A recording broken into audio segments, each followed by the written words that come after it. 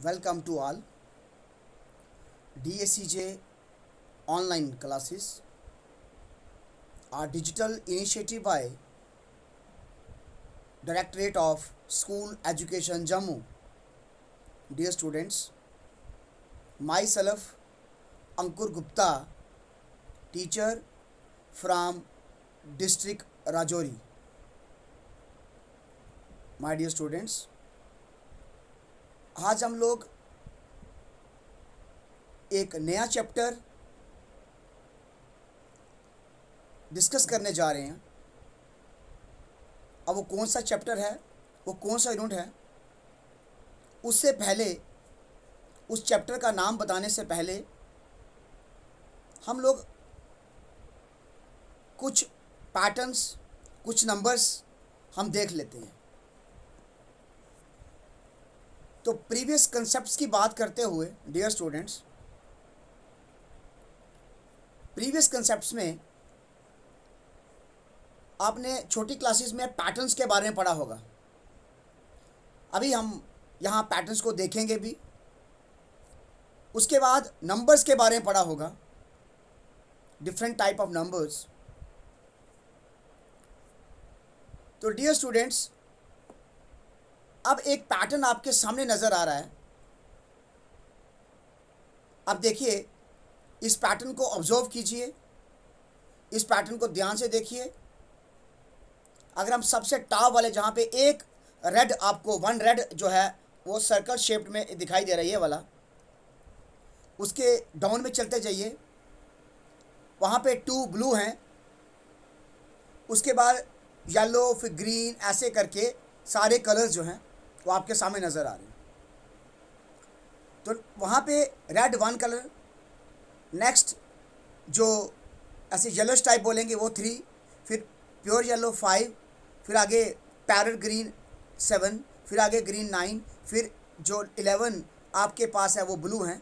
इस तरीके के पैटर्न्स हम लोग देखेंगे और इसको हम ऑब्जर्व करने की कोशिश करेंगे। एक पैटर्न आपके सामने नज़र आ रहा है, ये भी एक पैटर्न है। फिर हमारे सामने एक पैटर्न और नज़र आ रहा है, ये भी एक पैटर्न है।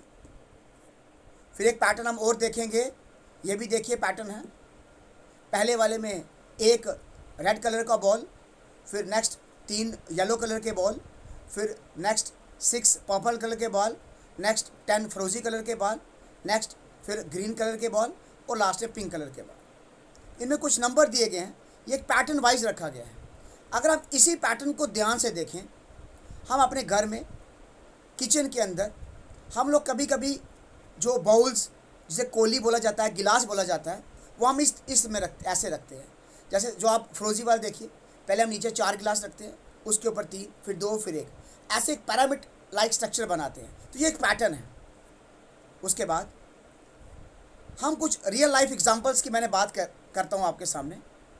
जैसे स्टैकिंग ऑफ कप्स, मैंने अभी बात की कि ग्लास रखना, ग्लास के ऊपर कप रखना, चेयर के ऊपर चेयर रखना, बाउल्स के ऊपर बाउल रखना। उसके बाद अभी हमने पिरामिड लाइक स्ट्रक्चर्स की बात करी, इंक्रीजिंग और डिक्रीजिंग ऑर्डर में रखना, उसको छोटे बड़े करके रखना। फिर हम लोग जब हम कभी किसी होटल में खाना खाने जाते हैं, किसी ढाबे में खाना खाना जाते हैं, वहाँ चेयर्स का पैटर्न होता है। एक टेबल के इर्द गिर्द कितनी चेयर लगानी है, वो एक पैटर्न होता है। उसके बाद अगर हम देखें, गांव में देखें, शहर में देखें, अगर हमें घर के लॉन में फेंसिंग करानी हो तो वो एक पैटर्न के थ्रू होती है। तो कहने का मतलब क्या है कि भाई पैटर्न हमारी लाइफ के साथ जुड़े हुए हैं। अब जो हम टॉपिक आज लेने जा रहे हैं, जो चैप्टर हम लेने जा रहे हैं, उसका नाम बस अनाउंस ही होने वाला है।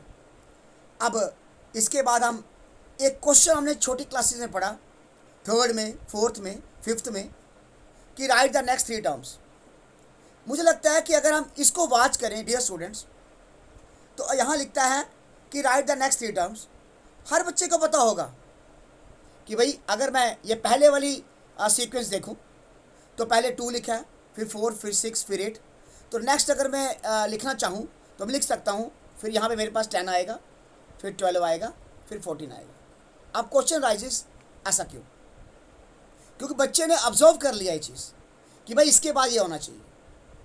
फिर नीचे वाला देखिए 5, 10, 15, 20, अगर बच्चे को बोला जाए भाई नेक्स्ट 3 बताइए, इसके बाद नेक्स्ट 3 टर्म्स कौन सी होंगी, तो बच्चा आराम से बता सकता है।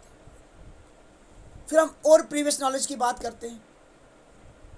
अब देखिए इस सीक्वेंस को आप ऑब्जर्व कीजिए 1 2 3 4 एंड, और आगे डॉट लगे हैं 1 आई एंड सो ऑन। अब ये ख़त्म नहीं हो गया, तो यहाँ लिखा है very simple sequence and is a infinite sequence. तो ये जो काउंटिंग नंबर्स हैं चलते जाएंगे 1 2 3 4, रुका नहीं, 5 6 7 8 एंड सो ऑन चलते गए, इसलिए ये इनफाइनाइट सीक्वेंस है कि एक पैटर्न हमने रखा, नंबर्स का रखा, नेचुरल नंबर का रखा, और आगे हमने उसको लिखा और देखा हमने कि भाई ये एक सीक्वेंस बना रहा है, और इस सीक्वेंस को बोलते हैं फाइनाइट सीक्वेंस। उसके बाद हम नेक्स्ट देखते हैं,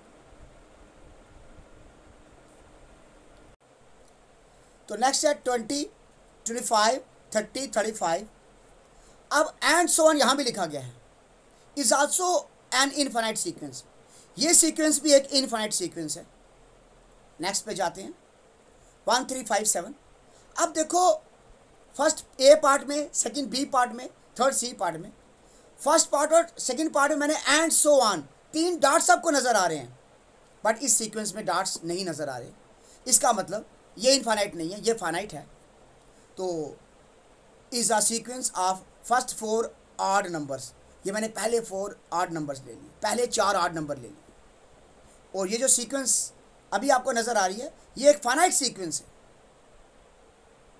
अब फाइनाइट और इनफाइनाइट का मतलब कि इनफाइनाइट हो गया कि एंड तक चलता गया, जो काउंटेबल नहीं होंगे, लिखे जाएंगे परंतु काउंटेबल नहीं होते, बट फाइनाइट सीक्वेंसेस को उनके जो नंबर्स हैं हम उनको काउंट कर सकते हैं। फिर नेक्स्ट अब हम बात करते हैं, यहाँ लिखा मैंने 4 3 2 1। अब जो चीज़ें हम देख रहे हैं इसके ऊपर हमें चर्चा करनी है अभी, फिर हम टॉपिक का नाम अनाउंस करेंगे। 4 to 1 बैकवर्ड्स, कुछ सीक्वेंसेस आपने ऊपर पढ़ी जहाँ पे आपने नंबर लिखे और आगे आप चलते गए एंड सो ऑन, कहीं जगह पे रुक गए पर नंबर स्टार्ट से किया। अब ये हम उल्टा आए, बैकवर्ड आए, 4 3 2 1, 4 to 1 बैकवर्ड, कि 4 से 1 तक आपने गिनती लिखी पर उल्टी करके लिखी। और जो डी नंबर पे है ये भी फाइनाइट है। अब नीचे फिर एंड सो ऑन लिखा, इसका मतलब ये इनफाइनाइट है। अब इस सीक्वेंस को देखो किस ढंग की सीक्वेंस है। अब अगर आप मतलब कि पहले से अगला नंबर ऑब्जर्व करते हैं, 1 1 का डबल 2, 2 का डबल 4, 4 का डबल 8, 8 का डबल 16, 16 का डबल 32, 32 का डबल 64, अगला 64, 64 का डबल 128 एंड सो ऑन। हम ये आगे की सीक्वेंस चल सकते हैं। तो यहाँ लिखा भी क्या है कि ये एक इनफाइनाइट सीक्वेंस है और कि every term doubles of the preceding term. फिर हम नेक्स्ट सीक्वेंस को देखते हैं, A B C D alphabet उठा लिए, यहाँ पे आगे एंड सो ऑन नहीं है, पर ये कैसी सीक्वेंस है जो पहले 5 हमने अल्फ़ाबेट उठाए और ये अल्फ़ाबेटिकली सीक्वेंस हो गया। अब एक सीक्वेंस फिर नज़र आ रही है 0 1 0 1 0 1 0 1, ये भी एक सीक्वेंस है। अब जितना मर्जी लिखिए, ये भी तो इनफाइनाइट सीक्वेंस है। अब इन सभी सीक्वेंस के बारे में हम लोग कुछ चर्चा करेंगे। अब सबसे पहली बात है कि सीक्वेंस होती क्या है। जो अपने पैटर्न देखे, नंबर्स देखे, अब उनके ऊपर हम चर्चा करते हैं। कहता है sequence a particular order in which related things follow each other. उसके जो आस पड़ोस की टर्म्स होंगी, उसके जो आस पड़ोस के नंबर होंगे, वो प्रीवियस नंबर के साथ या अगले नंबर के साथ वो पक्का रिलेट करते होंगे। ये खास ध्यान में रखना है। उसके बाद arrange in a particular order. My dear students, ये सबसे बड़ी बात है कि भाई एक पार्टिकुलर ऑर्डर के तहत हम उसको रख सकते हैं। उसको अरेंजमेंट जो एक पार्टिकुलर ऑर्डर रहता है। A sequence is a list of things usually numbers. मतलब कि सीक्वेंस जो है वो क्या है, वो कहता है लिस्ट ऑफ थिंग्स, मतलब कि चीज़ों की एक लिस्ट, ज़्यादातर यूजली नंबर्स हो गए, ज़्यादातर numbers that are in order, जो एक फिक्स ऑर्डर में लिए जाते हैं। अब हमने पीछे जो इससे पहले पढ़ा, हमने कुछ पैटर्न देखे, कुछ सीक्वेंसेस देखी, उसके ऊपर चर्चा की। कुछ ऐसी थी जो फाइनाइट थी, कुछ ऐसी थी जो इनफाइनाइट थी, कुछ ऐसी थी जो एक दूसरे का ऐसे करके डबल थी, फिर अल्फ़ाबेटिकली सीक्वेंस देखी, फिर बैक ऑर्डर में देखा, रिवर्स ऑर्डर में देखा, ऐसे करके। अब हम ऑर्डर के ऊपर चर्चा करते हैं, ऑर्डर होता क्या है। कहता we say that term in order, in order का मतलब होता है कि we are free to define what order that is, कि जो एक पैटर्न रखा गया, जो एक सीक्वेंस बनाई गई, उसका ऑर्डर क्या होगा। दे कुड गो फॉरवर्ड, क्या वो नंबर आगे आगे बढ़ते जाएंगे, या माय डियर स्टूडेंट्स बैकवर्ड्स, या वो पीछे पीछे आते जाएंगे। और दे कुड अल्टरनेट, मतलब जैसे मैंने 0 1 0 1 रखा, अल्टरनेट, ऐसे बहुत सारे सीक्वेंस नज़र आएंगे आपको। और एनी अदर टाइप, कोई और टाइप हो सकते हैं, वही वांट जो हम चाहते हैं। तो ये था हमारी चर्चा का विषय, जो हमने सीक्वेंसेस और पैटर्न के ऊपर रखा। क्योंकि जब तक आप पैटर्न को ऑब्जर्व नहीं करोगे, जब तक सीक्वेंस के ऊपर ऑब्जर्व नहीं करोगे, तब आपको नेक्स्ट चैप्टर पढ़ना क्या है उसके बारे में हम डिस्कस नहीं कर पाए। अब माय डियर स्टूडेंट्स, अब आप सिर्फ और सिर्फ ये जो आपके सामने स्क्रीन पे जो सीक्वेंसेस आपको नज़र आ रही हैं, अब इनको आपने सिर्फ और सिर्फ ऑब्जर्व करना है। अगर डियर स्टूडेंट्स मैं पहले वाली सीक्वेंस लूँ, ध्यान से देखिएगा, जहाँ पे 1 4 7 10 लिखा हुआ है। अब 1 में मैं कितना ऐड करूँ, 4 आए 3, 4 में 3 ऐड करोगे 7, 7 में 3 ऐड करोगे 10। इसका मतलब ये एक ऐसी सीक्वेंस है जहाँ पे हमने एक ही नंबर, फिक्स नंबर हमने ऐड किया 3। अगली सीक्वेंस देखो, 58 में से क्या निकालूँ, 43 आएगा, 43 में से क्या निकालूँ, 28 आएगा, 23 में से क्या निकालूँ, ये आपके पास 13 आएगा। इट मीन्स यहाँ पे 15 कांस्टेंट है। 11 में 12 डालूँ 23 आएगा, 23 में 12 डालूँ 35 आएगा, 35 में 12 डालूँ 47 आएगा, 47 में 12 डालूँ तो 59 आएगा। इसका मतलब यहाँ पे भी कांस्टेंट चल रहा है। नीचे वाले में देखिए, 3 और 4 7, 7 और 4 11, 11 और 4 50। अब जो ये चारों सीक्वेंस आपके सामने नज़र आ रही हैं, इन सभी में खास बात है कि इनके बीच का जो कांस्टेंट है, जो अगला नंबर हमें बताता है, वो सभी जगह कांस्टेंट सेम हम ऐड कर रहे हैं या सेम सब्ट्रैक्ट कर रहे हैं। तो चर्चा के विषय यहीं पे ख़त्म हुआ। इन सीक्वेंस को एक स्पेशल सीक्वेंस कहा गया है और उसका नाम है arithmetic progression. My dear students, आज हम लोग अर्थमेटिक प्रोग्रेशन के ऊपर बात करेंगे, अर्थमेटिक प्रोग्रेशन के ऊपर चर्चा करेंगे। आपका चैप्टर नंबर 5, अपनी कॉपी लो और बुक तो आपके पास होगी ही। और अब हम आपका 10th का चैप्टर नंबर 5 अर्थमेटिक प्रोग्रेशन पढ़ने जा रहे हैं माय डियर स्टूडेंट्स। तो सबसे पहले हम चर्चा ये करेंगे कि भाई अर्थमेटिक प्रोग्रेशन होती क्या है। तो कहता है, अगर हम जो हमने सीक्वेंस अभी ऑब्जर्व की, वहाँ पे आपने देखा पहला नंबर और दूसरे नंबर बीच का जो डिस्टेंस था बिल्कुल बराबर, जो भी रखा वो अगले में उसके अगले में, पर नेक्स्ट जो आप कॉन्जिक्यूटिव नंबर लेते जा रहे हो उनका जो डिस्टेंस था वो कांस्टेंट रहा, चाहे वो फॉरवर्ड सीक्वेंस थी चाहे वो बैकवर्ड सीक्वेंस थी। तो अब हम अर्थमेटिक प्रोग्रेशन के ऊपर बात करेंगे। कहता है we can define arithmetic progression 2 ways. हम 2 तरीक़ों से अर्थमेटिक प्रोग्रेशन को डिफाइन कर पाएंगे माय डियर स्टूडेंट्स। वो क्या है? An arithmetic progression is a sequence. Arithmetic progression भी इसी तरीके की एक सीक्वेंस है where the difference between every 2 consecutive terms are same. हमें एक ये नहीं देखना कि पहली और तीसरी, फर्स्ट और सेकेंड, सेकेंड और थर्ड, थर्ड और फोर्थ, फोर्थ और फिफ्थ, उनका जो डिस्टेंस है माय डियर स्टूडेंट्स वो कांस्टेंट रहता है, वो एक कांस्टेंट नंबर रहता है। तो an arithmetic progression is a sequence where each term except the first term. जो पहली टर्म आपकी प्रोग्रेशन में लिखी जाएगी, एक सीक्वेंस में लिखी जाएगी, उसको छोड़ के बाकी जितनी भी ऑब्टेन होंगी जो उसके बाद आएंगी वो सारी एक एडिंग बाय फिक्स नंबर, एक फिक्स नंबर हम ऐड करेंगे टू द प्रीवियस नंबर। पिछले नंबर के साथ हम एक फिक्स नंबर ऐड करेंगे और अगली अगली सीक्वेंस बनती जाएगी। अब ये बनाते कैसे हैं वो भी हम एक जगह पे चर्चा करेंगे। उसके बाद अर्थमेटिक प्रोग्रेशन पढ़ने के लिए हमें 2 चीज़ों का ध्यान में रखना है। क्वेश्चन कोई सा भी हो, एनी टाइप ऑफ क्वेश्चन हो, आपको सिर्फ और सिर्फ 3 चीज़ें चाहिए। एक फर्स्ट टर्म कि सीक्वेंस की सबसे पहली टर्म कौन सी है। उसके बाद हम बात करेंगे कॉमन डिफरेंस डी की, कि भाई उसके बीच में जो कांस्टेंट नंबर था जो हम ऐड करके या सब्ट्रैक्ट करके अगला नंबर ला रहे थे वो क्या नंबर होगा। तो अगर हम फर्स्ट टर्म की डेफिनेशन देखें, as the name suggest the first term of an AP is the first number of the progression, कि जो भी सीक्वेंस आपके सामने नज़र आ रही है, जो भी सीक्वेंस आपको गिवन होगी डियर स्टूडेंट्स, उसका जो सबसे पहला नंबर होगा वो ए होता है। It is usually represented by A1 और A।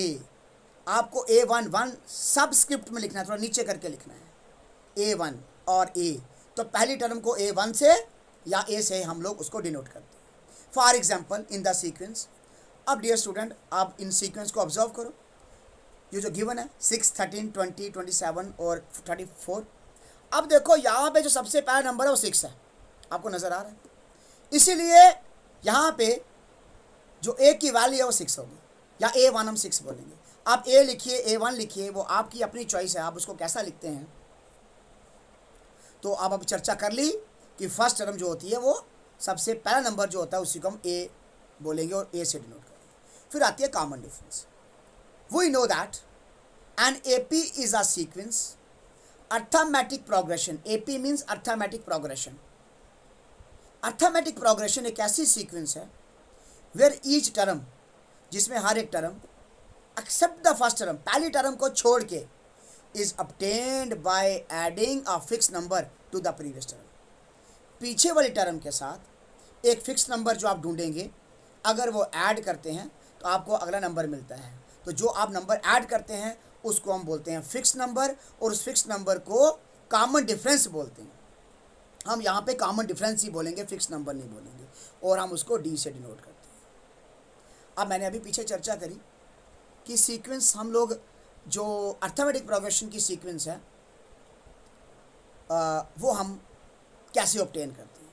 तो मैंने टेस्ट रूल ऑफ 2n+3 एक टर्म ले ली, मैंने 2n+3 एक टर्म ले लिया। अब ध्यान से देखिए इस टेबल पे, तो 2n+3 आपको यहाँ पे नज़र आ रहा है।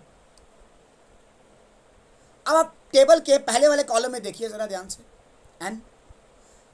अगर 2n+3 में n की जगह में अगर 1 भरता हूँ तो पहले वाली रो देखिए, ये नज़र आ रही है आपको।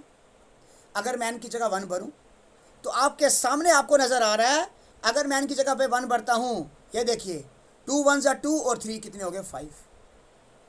नेक्स्ट वाली में देखिए 2 × 2 4 + 3 7 7 नज़र आ रहा है। फिर 3 × 2 6 + 3 9 हो गया। 2 × 4 12 + 3 हो गया आपके पास 2 × 4 8 8 + 3 कितना हो गया 11।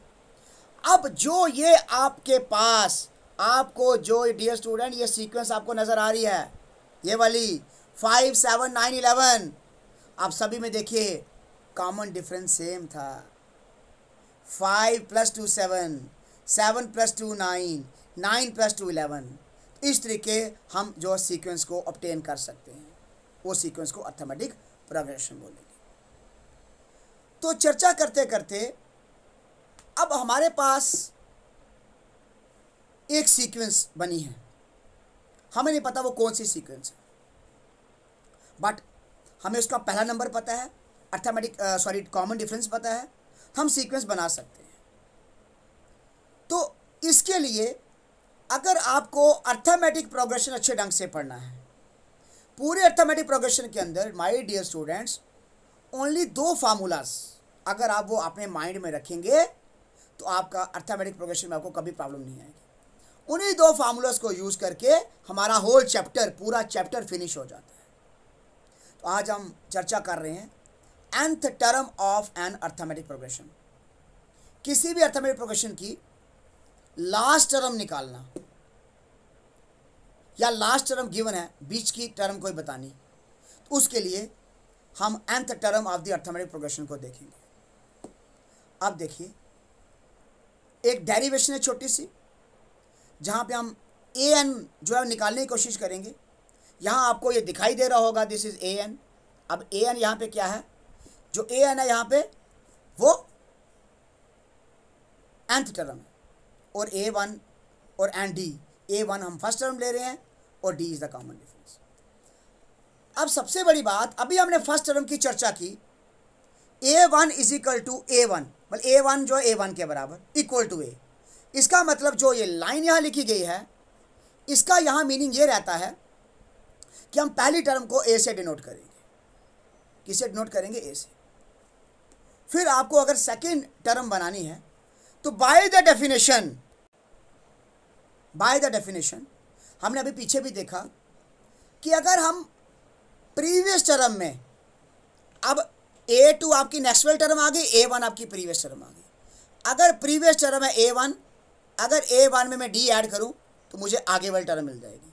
इसलिए फर्स्ट टर्म को हम A से रिप्रेजेंट कर रहे हैं, और A2 हो गया सेकेंड टर्म, वो A प्लस D हो गया कि फर्स्ट टर्म में मैंने D ऐड कर लिया। आगे देखिए थर्ड टर्म आपकी कैसी नज़र आएगी। थर्ड टर्म आपको नज़र आएगी A3 is equal to A2 plus D। Second term में अगर मैं ऐड करूं D, तो सेकेंड टर्म मेरे पास A प्लस D है, ये देखिए स्क्रीन पे सामने, second term is A plus D। अगर A प्लस D में दोबारा D ऐड करूं मुझे नेक्स्ट टर्म मिल जाएगी, तो A3 equal to A plus 2D आ गया। क्योंकि अब इधर ध्यान से देखिएगा, A यही रहा, जो आपका A है यही रहा, ये D और D ऐड हो जाएंगे और ये लाइक टर्म्स हैं D और D, तो 2D बन जाएंगे, आपकी थर्ड टर्म बन गई। इस तरह के अब आप नेक्स्ट फोर्थ टर्म देखेंगे। फोर्थ टर्म में थर्ड टर्म आपकी ये वाली थी A प्लस 2D, इसमें फिर D ऐड करो, आप देख लो अगली टर्म बनाओगे तो A प्लस 3D बनेगी। अगर आप ध्यान से देखें, ये जो आपको लाइंस नज़र आ रही हैं, ध्यान से देखिए, जब मैंने A2 निकाला यहाँ पे D के पीछे 1 आया, जब मैंने A3 निकाला D के पीछे 2 आया, जब मैंने फोर्थ टर्म निकाली D के जो कांस्टेंट है वो आपका 3 नज़र आया, इसका मतलब A कम नज़र आ रहा है।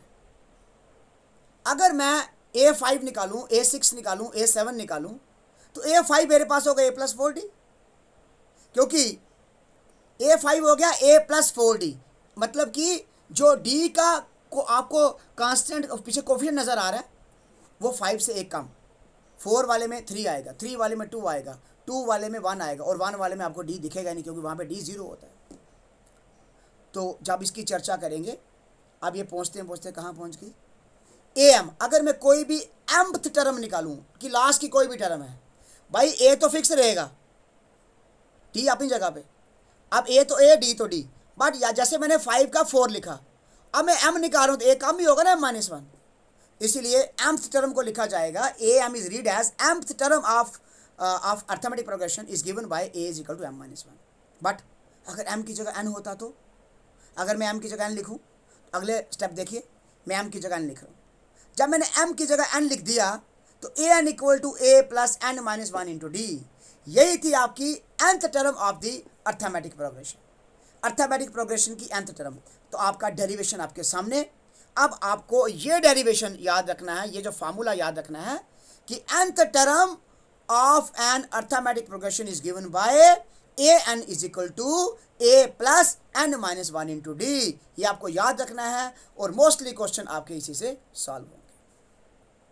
अब चर्चा करते करते हम पहुंच गए एक्सरसाइज हमारी 5.1 पे। हमने पैटर्न्स के ऊपर चर्चा करी, क्योंकि पैटर्न्स होंगे तो सीक्वेंस बनेगी, फिर एक सीक्वेंस के अंदर एक स्पेशल सीक्वेंस ढूंढेंगे जिसको हम अर्थमेटिक प्रोग्रेशन बोलते हैं। तो AP तक हम पहुंच गए, सीक्वेंस से पढ़ते पढ़ते, पैटर्न से पढ़ते पढ़ते हम अर्थमेटिक प्रोग्रेशन पे पहुंच गए। अब हम एक्सरसाइज 5.1 पे भी पहुंच गए। यहाँ कहता है, in which of the following situations does the list of the numbers involved make as arithmetic progression and why. यहाँ वो डियर स्टूडेंट बोल रहा है कि आपको कुछ सिचुएशंस दी गई हैं, मतलब कि कुछ स्टेटमेंट्स दी गई हैं, उनको आपने रीड करना है उन सिचुएशंस को, और लिस्ट ऑफ नंबर बनानी है जो अर्थमेटिक प्रोग्रेशन बनाते हैं। आप देखते हैं, अब स्टेटमेंट आपके सामने, a taxi fare after each kilometre when the fare is ₹15 for the first kilometre and ₹8 for each additional kilometre. अब हम सपोज मुझे इस स्टेशन से लेके इस स्टेशन तक जाना है, तो टैक्सी फेयर पता कैसे की बात कर रहा है वो, कि अगर आपको ये आ गया यहाँ से पहले स्टेशन से लेके ये 1 किलोमीटर का डिस्टेंस, फिर ये 2 किलोमीटर का डिस्टेंस, ये 3 किलोमीटर का, ये 4 एंड सो ऑन। आपको क्या करना है, फर्स्ट किलोमीटर, अगर आपको 1 किलोमीटर ही जाना है तो 15 रुपये फिक्स रहेंगे, 15 रुपीज़ फिक्स। बट आगे आप जितने किलोमीटर रोड ट्रैवल करोगे आपको 8 रुपीज़ एडिशनल किलोमीटर के चार्ज लगेंगे। अब आप देखते हैं, तो we can write the given condition as taxi fare for 1 kilometre. ऊपर स्टेटमेंट को पढ़िए और वहां मेंशन किया गया है डियर स्टूडेंट्स कि जो टैक्सी फेयर है फॉर 1 किलोमीटर, 1 किलोमीटर का जो टैक्सी फेयर है वो 15 है, ₹15 है। यूनिट्स भी मेंशन कर सकते हैं आप लोग। Taxi fare for first 2 kilometres, अगर एक बंदे को 1 ही किलोमीटर जाना है तो उसको 15 रुपये देने हैं। बट अगर उसको 2 किलोमीटर जाना है, 2 किलोमीटर का सफ़र तय करना है, 15 रुपये उसको पहले किलोमीटर के, और जितना वो आगे जाता जाएगा, अगर वो 1 किलोमीटर और आगे जा रहा है तो 8 रुपये स्कोर दे रहे हैं। 15 + 8 कितने हो गए? 23। Taxi fare for first 3 kilometres, 23 पहले 2 किलोमीटर का, 8 और जमा कर लो और कितना हो गया जी? 31। Taxi fare for first 4 kilometre, 31 + 8 आपके पास आंसर जो है 39 आएगा, एंड सो ऑन। अब ये जो 4 नंबर या 5 नंबर आपके सामने आए, एक आया 15, 15 में ये ऐड किया 23, 23 में 8 ऐड किया 31, 31 में 8 ऐड किया 39, फॉर्म्स एन एपी। अब यही सीक्वेंस हमने स्टेटमेंट से एक सीक्वेंस बना ली, ये सीक्वेंस बना ली, बट इस सीक्वेंस को हम अर्थमेटिक प्रोग्रेशन बोलेंगे। अब क्यों बोलेंगे arithmetic progression? Because every next term is 8 more than the preceding term, that is the same common difference। यहाँ पे आपको कॉमन डिफरेंस सेम आ रहा है, और कॉमन डिफरेंस कैसे निकालते हैं? अगर आपको कॉमन डिफरेंस निकालना है तो आपको याद रखना है common difference D is equal to, common difference आपका D is equal to second term A2 minus first term A1। जब आप सेकंड टर्म में से फर्स्ट टर्म निकालेंगे तो आपका कॉमन डिफरेंस हो गया, या थर्ड टर्म में से सेकंड टर्म निकालें तो भी डी, फोर्थ टर्म में से थर्ड टर्म निकालें तो भी डी। तो डी जो है वो नेक्स्ट टर्म से प्रीवियस टर्म को माइनस करना होता है। तो आपका जो प्रीवियस वाला क्वेश्चन था वो फिनिश हो गया। अब नेक्स्ट एक एग्जांपल हम और लेते हैं statement. The cost of digging a well after every metre of digging when it costs ₹150 for the first meter। अगर आपको एक खड्डा खुदवाना है तो अगर वो 1 मीटर खड्डा खोदेगा तो 150 रुपये चार्ज करेगा। उसके बाद जितना मीटर वो नीचे जाता जाएगा तो 50 रुपये पर मीटर के हिसाब से लेगा। तो बताना है कि भाई ये अर्थमेटिक प्रोग्रेशन बनाती है नहीं बनाती, देखते हैं। तो हम इन गिवन कंडीशन को हम कैसे लिखते हैं dear students? Cost of digging a well for first metre, मतलब कि पहले मीटर की खुदाई के लिए हमें उसको ₹150 पेड करना है, ठीक है। अब आप देख सकते हैं अगर आपको 2 मीटर खड्डा खुदवाना है उसके लिए कितने पैसे देने पड़ेंगे डियर स्टूडेंट्स? 150 तो फर्स्ट किलोमीटर के, पर 50 रुपीज़ आगे और ऐड करने हैं तो ₹200 हो गया। फिर अगर 3 मीटर आपको खड्डा खुदवाना है उसके लिए कितने पैसे लगेंगे? 200 आगे आपके पहले 2 मीटर के लिए 50 और तो 250 हो गया। फिर अगर आपको 4 मीटर खड्डा खुदवाना है तो उसमें 300 रुपीज़ लगेंगे, एंड सो ऑन। अब वी हैव द 4 नंबर्स, एक रिजल्ट आया 150, एक रिजल्ट आया 200, एक रिजल्ट आया 250 और एक रिजल्ट आया 300। आपके पास आपके सामने 4 रिजल्ट नज़र आ रहे हैं। अब इन्हीं चारों नंबर्स को हम लोग जो है वो स्क्रीन पे देखते हैं। अब चारों नंबर्स आपकी स्क्रीन पे आपके सामने, और जब आपके सामने नज़र आ गए तो वहाँ लिखा गया clearly 150, 200, 250 and 300 forms an AP. वो एक अर्थमेटिक प्रोग्रेशन फॉर्म करते हैं with a common difference of 50 between each term. हर एक टर्म के बीच में जो कॉमन डिफरेंस था वो आपको कितना नज़र आ रहा है? 50-50 नज़र आ रहा है। तो डियर स्टूडेंट, जो आज हमने चर्चा करी ये थी अर्थमेटिक प्रोग्रेशन में कि एक सीक्वेंस को हम अर्थमेटिक प्रोग्रेशन तब बोलते हैं अगर उनका कॉमन डिफरेंस सेम होगा। और एक बार फिर रिपीट कर रहा हूँ, जैसे हमारे पास ये सीक्वेंस आपको नज़र आ रही है, इस सीक्वेंस को हम अर्थमेटिक प्रोग्रेशन बोलते हैं इसलिए कि अगर मैं 200 से माइनस करता हूँ 150, आंसर मेरे पास कितना आएगा? 50 आंसर आएगा। तो अगर मैं 250 में से 200 निकालूँ अगर हम लोग ये और ये माइनस करें 50, ये और ये माइनस करें 50, ये और ये माइनस करें 50, हर केस में आपको 50-50 नज़र आएगा, क्योंकि हमने ऐड ही 50 किया था। तो ऐसी सीक्वेंसेस को हम सीक्वेंस जो है अर्थमेटिक प्रोग्रेशन बोलते हैं। तो आज हमारा इतना ही टॉपिक रहेगा डियर स्टूडेंट्स। तो कल हम इसी को एक्सरसाइज को कंटिन्यू करते हुए हम अगली चर्चा का विषय जो है वो कर रखेंगे। Have a good day, stay home, stay safe, thank you.